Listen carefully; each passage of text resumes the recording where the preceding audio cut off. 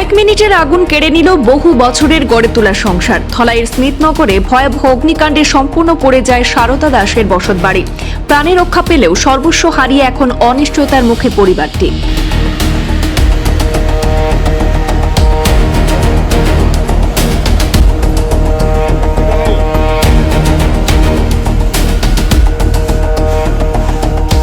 বৃহস্পতিবার গভীর রাতে ধলাই বিধানসভা এলাকার অন্তর্গত পূর্ব ধলাই এলাকার স্মিথনগরে ঘটে যায় এই ভয়াবহ অগ্নিকাণ্ডের ঘটনা।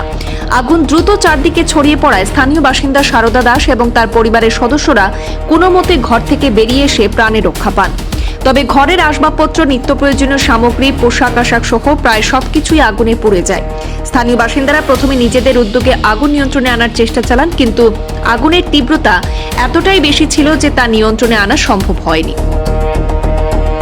খবর পেয়ে ঘটনাস্থলে পৌঁছে ধলাই অগ্নি নির্বাপক বাহিনীর একটি দল এবং পালংঘাট পুলিশ ফাঁড়ির পুলিশ।